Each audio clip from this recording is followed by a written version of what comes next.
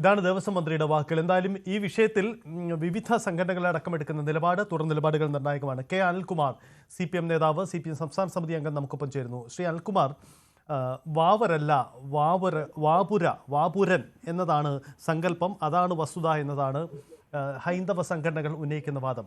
അവിടെ ഒരു ക്ഷേത്ര നിർമ്മാണവുമായി ബന്ധപ്പെട്ട കോടതിയുടെ നിലപാടിലാണ് ഇപ്പോൾ ഈ അഭിപ്രായങ്ങൾ ഉണ്ടാവുന്നത്.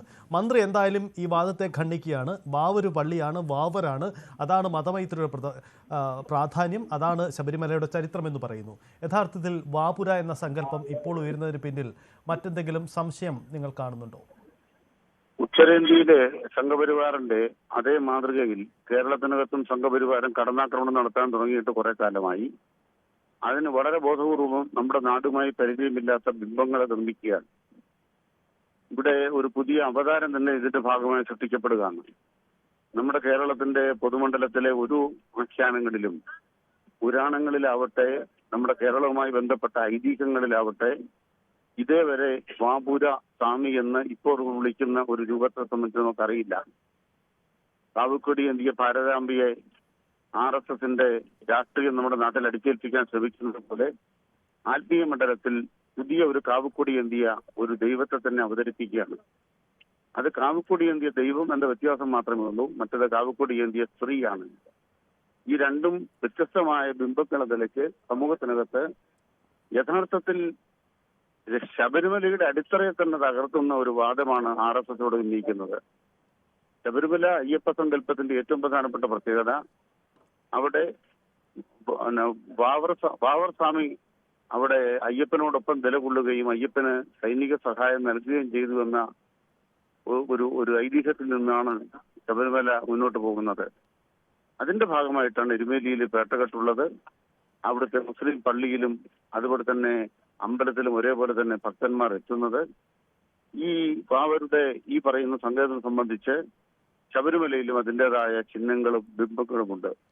ഇതെല്ലാം നൂറ്റാണ്ടുകളായിട്ട് നമ്മുടെ നാട്ടിന്റെ ആളുകളുടെ ഓർമ്മയിലും എല്ലാം നിലനിൽക്കെ അതിനെയെല്ലാം മായ്ച്ചു കളഞ്ഞ് പുതിയൊരു അവതാരത്തെ നമ്മുടെ തലയിൽ കെട്ടിവെക്കാൻ വേണ്ടി കടന്നു വരികയാണ്.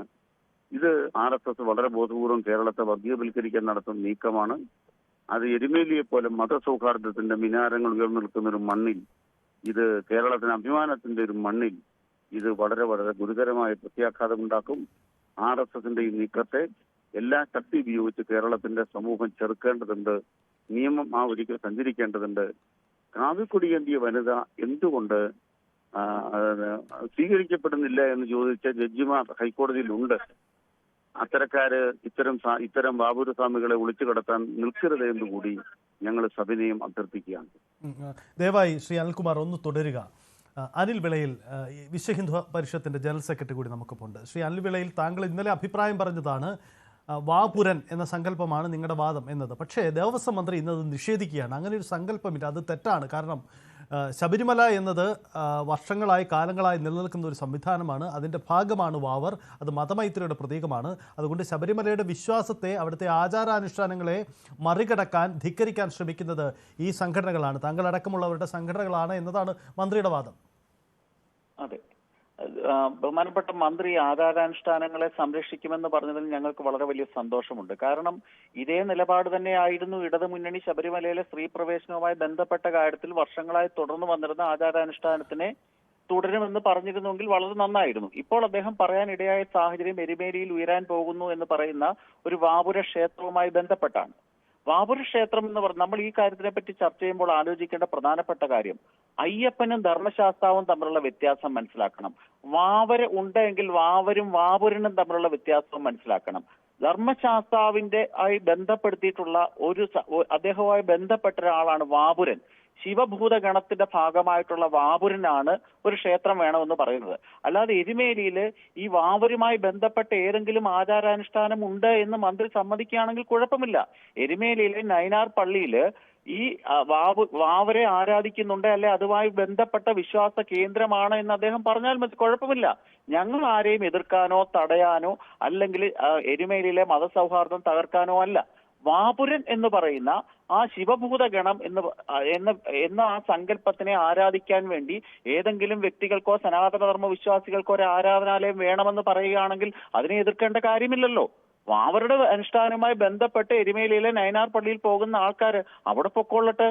ഒരു പുതിയൊരു വാപുര ക്ഷേത്രം അവിടെ വന്നാൽ അവിടെ വരേണ്ടവർ അവിടെ വന്നോട്ട്, ഒരു കുഴപ്പവുമില്ല. ഭാരതീയ സംസ്കാരം അനുസരിച്ച് എല്ലാത്തിനെയും സ്വീകരിക്കുകയും എല്ലാത്തിനെയും ഇരുകൈ നീട്ടി സ്വീകരിക്കുകയും ചെയ്യുന്ന ഒരു പാരമ്പര്യമുള്ള ഒരു ഭൂമിയാണ് ഈ ഭാരതം. ഒരു എതിർപ്പുമില്ല.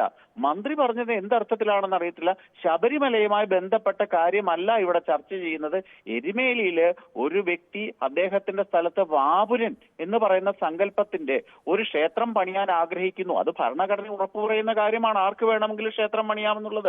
ആ ക്ഷേത്രം പണിഞ്ഞോട്ട്, അവിടെ വരേണ്ടവർ അവിടെ വന്നോട്ട്. എരുമേലിയിലെ നയനാർ പള്ളിയിലെ വാവരുണ്ട് എന്ന് പറഞ്ഞ് അവിടെ പോയി ആരാധന നടത്തേണ്ടവർക്ക് അവിടെ പോയി ആരാധന നടത്താം.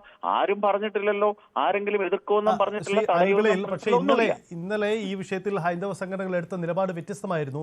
വാവർ എന്നൊരു സങ്കല്പം ഇല്ല എന്നതായിരുന്നു വാദം. ഇന്ന് ആ വാദത്തിലേക്ക് നിങ്ങൾ വരുന്നില്ല. അല്ല, അയ്യപ്പനുമായി ബന്ധപ്പെട്ട് വാവരുണ്ടോ ഇല്ലയോ എന്നൊക്കെ അവര് പറയേണ്ട കാര്യങ്ങളാണ്. ഞങ്ങൾ പറയുന്ന ധർമ്മശാസ്ത്രവുമായി ബന്ധപ്പെട്ട ശിവഭൂതഗണമാണ് വാപുരൻ എന്ന് തന്നെയാണ് വളരെ വ്യക്തമായി ഇന്നലെയും പറഞ്ഞിട്ടുള്ളത്. ശബരിമല ഈ വിഷയം വരുന്ന സാഹചര്യത്തിൽ ഞാൻ ഒരു കാര്യം കൂടെ പറയാം. 1114 ഇറങ്ങിയിട്ടുള്ള ഒരു ഗ്രന്ഥമുണ്ട്. ഇപ്പോഴോ ഈ വിശ്വ ഹിന്ദു പരിഷത്ത് പോലുള്ള സംഘടനകൾ രൂപം കൊള്ളുന്നതിന് മുമ്പ് എഴുതപ്പെട്ടിട്ടുള്ള ശ്രീ മഹാശാസ്ത്ര പൂജാ കൽപ്പം എന്ന് പറയുന്ന ബാലദണ്ഡായുധപാണി സ്വാമികൾ എഴുതിയിട്ടുള്ള ഒരു ഗ്രന്ഥമുണ്ട്. ആ ഗ്രന്ഥത്തിൽ കൃത്യമായി പറയുന്ന ഒരു ഭാഗമുണ്ട്. എന്താണ് അദ്ദേഹം പറഞ്ഞിരിക്കുന്നത്? ശബരിമലയിലെ ഈ മാളികപ്പുറത്തിന്റെ ക്ഷേത്രവുമായി ബന്ധപ്പെട്ട് അതിന്റെ തൊട്ടടുത്ത വാപുരസ്വാമിയുടെ ക്ഷേത്രം വേണം എന്ന് പറഞ്ഞിട്ടുണ്ട്. കന്നിയിൽ ഗണപതി, വായുകോണിൽ മാളികപ്പുറത്തമ്മ, വടക്ക് ഭാഗത്ത് വാപുരസ്വാമി എന്ന് തന്നെ വളരെ കൃത്യമായി മഹാശാസ്ത്ര പൂജാ കൽപ്പം എന്ന് പറയുന്ന ആ ഗ്രന്ഥത്തിലുണ്ട്. 1114 എഴുതിയ പുസ്തകമാണത്. എത്രയോ വർഷങ്ങൾക്ക് മുമ്പ് എഴുതിയ ഗ്രന്ഥം. അവിടെ ഒരു കാലത്ത് വാപുര ക്ഷേത്രത്തിന്റെ ഉണ്ടായിരുന്നു. അത് കാലക്രമേണ പല അജണ്ടകളുടെ ഭാഗമായിട്ടും ആ വാപുര ക്ഷേത്രം ഇല്ലാതാക്കിയതായിട്ടാണ് പലരും മുൻ തലമുറയിലുള്ള വ്യക്തികളൊക്കെ പറഞ്ഞു കേട്ടിട്ടുള്ള ചരിത്രം. ഞങ്ങൾ ഈ കാര്യത്തിൽ രണ്ടായിട്ട് കാണണം. അയ്യപ്പനും വാപുരുമായിട്ടുള്ള ബന്ധം അവിടെ നിൽക്കട്ടെ. ഞങ്ങൾ പറയുന്ന ധർമ്മശാസ്താവും വാപുരനുമായിട്ടുള്ള ബന്ധമാണ്. ധർമ്മശാസ്താവുമായി ബന്ധപ്പെട്ട ഉദാത്തമായിട്ടുള്ള ഒരു സങ്കല്പവും ആരാധനാ മൂർത്തിയുമാണ് ശിവഭൂതഗണത്തിന്റെ ഭാഗമായിട്ടുള്ള വാപുരൻ. വാപുരന്റെ ഒരു ക്ഷേത്രം വരുന്നതിന് ആരും എതിർപ്പ് പറയേണ്ട കാര്യമില്ല. വാവർക്കെതിരല്ല. അവിടുത്തെ ഏതെങ്കിലും ആചാരാനുഷ്ഠാനം ആ എരുമേലിയിലെ നയനാർ പള്ളിയിൽ ഉണ്ടെങ്കിൽ അതിനായിട്ട് എതിരായിട്ട് ആരും ഒന്നും പറഞ്ഞിട്ടില്ല. ഇപ്പോൾ ബഹുമാനപ്പെട്ട ശ്രീ അനിൽകുമാർ പറഞ്ഞൊരു കാര്യമുണ്ട്. അദ്ദേഹം ഇതിനോടൊപ്പം ഒരു കാര്യം കൂടെ പറഞ്ഞു. ഒരു ബന്ധവുമില്ലാത്ത കാര്യമാണ്. ബഹുമാനപ്പെട്ട ഹൈക്കോടതിയിലെ ജഡ്ജിക്കെതിരെ വ്യക്തിപരമായ പരാമർശമാണ് അദ്ദേഹം നടത്തിയത്. ഈ ഭാരതാംബയുമായി ബന്ധപ്പെട്ട് എന്തിനാണ് ഇന്നത്തെ ഈ വിഷയത്തിൽ അദ്ദേഹം അതിനെ വലിച്ചെടുത്തതെന്നറിയില്ല. ഹൈക്കോടതി ജഡ്ജിക്കെതിരെ വിമർശിക്കുകയായിരുന്നു ഇപ്പോൾ അദ്ദേഹത്തിന്റെ പ്രസ്താവനയിൽ കൂടി മനസ്സിലാക്കുന്നത്. ബഹുമാനപ്പെട്ട കോടതിയുടെ പരിഗണനയിലാണ് ഭാരതാംബയുമായി ബന്ധപ്പെട്ട കേരള യൂണിവേഴ്സിറ്റിയുടെ പ്രശ്നവും ഈ വാപുരസ്വാമിയുമായിട്ട് ബന്ധപ്പെട്ട വിഷയവും ഹൈക്കോടതിയുടെ പരിഗണനയിൽ നിൽക്കുന്നതാണ്. അതുകൊണ്ട് ഒരു വലിയ വിവാദം ഉണ്ടാക്കാൻ വേണ്ടിയോ ഇവിടുത്തെ സംഘപരിവാർ പ്രസ്ഥാനങ്ങൾ യാതൊരു ശ്രമവും നടത്തുന്നില്ല. വാപുരന്റെ ഒരു ക്ഷേത്രം വേണം എന്ന് ആരെങ്കിലും ആഗ്രഹിച്ചിട്ടുണ്ട് എങ്കിൽ അതിന് അനുകൂലമാണ് ഞങ്ങളൊക്കെ. ശരി, താങ്കൾ ദയവായി അനിൽവിളയിൽ ഒന്ന് തുടരുക. ശ്രീ അനിൽകുമാർ, PS സലീം ലൈനിലുണ്ട്, എങ്കിലും താങ്കൾ ഒന്ന് ദയവായി ഹോൾഡ് ചെയ്യണം. ശ്രീ അനിൽകുമാർ, ഇപ്പോൾ ഇതിന് ചില വിശ്വാസ വിഷയങ്ങൾ കടന്നു വരികയാണ്. ചില പരാമർശങ്ങളുണ്ട്. അതിനെ മുൻകാലങ്ങളിൽ ഹൈന്ദവ പുസ്തകങ്ങളിലടക്കം പരാമർശിച്ചിട്ടുള്ള കാര്യത്തെ കാലങ്ങളായി അട്ടിമറിക്കപ്പെട്ടതാണ് എന്നതാണ് ഹൈന്ദവ സംഘടനകളുടെ വാദം. ഈ വാദത്തെ നിങ്ങൾ അംഗീകരിക്കുന്നുണ്ടോ? അയ്യപ്പ ക്ഷേത്രമാണ് എന്ന് പറയാതിരുന്ന ഭാഗ്യം. ശബരിമലയിൽ അയ്യപ്പൻ ഇല്ല എന്ന് പറയാതിരുന്ന ഭാഗ്യം. അതൊഴിച്ച് ബാക്കിയെല്ലാം ഇവിടെ പറഞ്ഞു കഴിഞ്ഞു. ശബരിമല അയ്യപ്പ ക്ഷേത്രമല്ല, അത് ധർമ്മശാസ്താവ് മാത്രമാണ്. അത് ശിവപുരാണവുമായി ബന്ധപ്പെട്ടൊരു ക്ഷേത്രം മാത്രമാണ്. അതിന്റെ ഭാഗമായിട്ടാണ് വാപുരസ്വാമി എന്ന സങ്കല്പം ശിവഭൂതഗണങ്ങളുടെ ഭാഗമായി വരുന്നത് എന്ന് പറയുമ്പോൾ എന്താണോ ജനകോടികളുടെ മനസ്സിൽ ശബരിമലത്തെ അയ്യപ്പനുമായി ബന്ധപ്പെട്ട് ചിന്താഗതി വാപുരസ്വാമിയുമായി ഉണ്ടാകുന്ന ചിന്താഗതി, അതിനെല്ലാം അട്ടിമറിക്കുകയാണ്. ഇതൊരു പുതിയ ആഖ്യാനത്തിന്റെ നിർമ്മിതിയാണ്. ഈ ആഖ്യാനത്തിന്റെ നിർമ്മിതിക്ക് ഏതോ ഒരു പഴയ പുസ്തകം ഉണ്ടെന്നാണ് പറഞ്ഞത്. അതിനേക്കാൾ പഴയ പുസ്തകമാണ് ഈ കേരളം എന്ന് പറയുന്നത്. പരശുരാമൻ മഴുകുറിഞ്ഞുണ്ടാക്കിയ കേരളമാണ്, അതെല്ലാം നമ്പൂരിമാർക്ക് കൊടുത്തിട്ട് പോയി എന്ന് പറയുന്ന ഒരു ആഖ്യാനം. അത് കേരള മഹാത്മ്യം എന്ന പഴയ പുസ്തകമല്ലേ? ആ പുസ്തകം ചട്ടമ്പി സ്വാമികൾ അറിഞ്ഞില്ലേ? RSSകാർ അറിഞ്ഞില്ലേ? ചട്ടമ്പി സ്വാമികളുടെ പ്രാചീന മലയാളം എന്നുള്ള പുസ്തകം RSSന്റെ ഇത്തരം ആഖ്യാനങ്ങൾക്കെല്ലാം ചുട്ടമാണ്. അതുകൊണ്ട് നിങ്ങളുടെ ഈ ഒരു ആഖ്യാനവും നമ്മുടെ നാട്ടിൽ നടക്കാൻ പോകുന്നില്ല. ഇത് വളരെ ഗുരുതരമായ പുതിയ ഒരു ഐതിഹ്യ നിർമ്മിതിയുടെ ഭാഗമാണ്. അത് കച്ചവടമാണ് ലക്ഷ്യം. ഇവിടെ ഞാൻ ബഹുമാനപ്പെട്ട ജഡ്ജിയെ എന്തെങ്കിലും പറഞ്ഞു, ഞാനൊന്നും പറഞ്ഞില്ല. ഈ ചിത്രത്തിൽ എന്ത് കുഴപ്പമെന്നൊരു ജഡ്ജി ചോദിച്ചാൽ ആ ജഡ്ജിക്ക് എന്തോ തകരാറുണ്ട് എന്ന് തന്നെ ഞാൻ പറയും. കാരണം അത് രാജ്ഭവനിൽ വെക്കാൻ പറ്റുന്ന ചിത്രമാണെന്ന് അദ്ദേഹത്തിന് തോന്നിയാൽ എന്തുകൊണ്ട് അദ്ദേഹത്തിന്റെ കോടതിയുടെ മേലെ അത് വെക്കുന്നില്ല എന്ന് ഞാൻ തിരിച്ചു ചോദിക്കും. അത് ചോദിക്കാനുള്ള സ്വാതന്ത്ര്യം എനിക്കുണ്ട്. ഇല്ലെങ്കിൽ അങ്ങനെ കോടതി മുറിയിൽ ഒരു സംഭാഷണം ഉണ്ടായിട്ടില്ല എന്ന് അദ്ദേഹത്തിന് പറയാം. എന്റെ കോടതിയിൽ നടക്കാത്തൊരു കാര്യമാണ് ജനൻ ടി വിയിൽ വന്നത് എന്ന് അദ്ദേഹത്തിന് പറയാം. അദ്ദേഹത്തിന് പറയാൻ സ്വാതന്ത്ര്യം ഉണ്ടെങ്കിൽ തിരിച്ചു പറയാനുള്ള സ്വാതന്ത്ര്യവും നമുക്കുണ്ട്. അതുകൊണ്ട് ഇത്തരം ആഖ്യാനങ്ങൾ ഏതെങ്കിലും കോടതി വിധിയോടുകൂടി നിൽക്കുന്നതല്ല എന്ന് ജഡ്ജിമാരും മനസ്സിലാക്കണം. തിരുത്തേണ്ടതുണ്ട്. ഇത് സംഘപരിവാരം കലാപകലുഷിതമായ ഒരു കേരളത്തെ നിർമ്മിക്കാനുള്ള ഗൂഢാലോചനയാണ്. അത് മുളയിലെന്നുള്ളണം കേരളം. ഇത് ഈ നമ്മൾ നേരത്തെ ഭാരതാംബ വിഷയം താങ്കൾ പരാമർശിച്ചു. ഇത് അതേ ജഡ്ജിയുടെ ചേംബറിലാണ് ഇനിയും ആ കേസിന്റെ തുടർ നടപടികൾ നടക്കേണ്ടത്. അങ്ങനെയെങ്കിൽ മറിച്ചൊരു വിധി നിങ്ങൾ പ്രതീക്ഷിക്കുന്നില്ലേ? അല്ല, ഏതെങ്കിലും ഒരു ജഡ്ജി, അദ്ദേഹം പൂർവാശ്രമത്തിൽ ഭാരതീയ അഭിഭാഷക പരിഷത്തിന്റെ അംഗമായിരുന്നു, അല്ലെങ്കിൽ ആ നിലയ്ക്ക് ഒരു ബന്ധമുണ്ടായിരുന്ന ആളാണ്, അവരുടെ പരിപാടികളിൽ പങ്കെടുക്കുന്ന ഒരാളാണ് എന്നതുകൊണ്ട് ന്യായാധിപനായി കഴിഞ്ഞാൽ ആ ബന്ധത്തിന്റെ അടിസ്ഥാനത്തിലുള്ള തികട്ടലുകൾ ന്യായാധിപ സ്ഥാനത്തിൽ ഇരുന്നുകൊണ്ട് വിധി വരാൻ പാടില്ല എന്ന് എല്ലാവർക്കും അറിയാവുന്ന കാര്യമാണ്. അതുകൊണ്ട് തന്നെ അദ്ദേഹം ന്യായാധിപനായി തന്നെ പെരുമാറട്ടെ, അദ്ദേഹത്തിന് അതിന് കഴിയട്ടെ, അതിനുള്ള ശക്തി നീതിപീഠത്തിൽ ലഭിക്കട്ടെ എന്ന് ആശംസിക്കുകയാണ് നമ്മൾ ഈ സന്ദർഭത്തിൽ.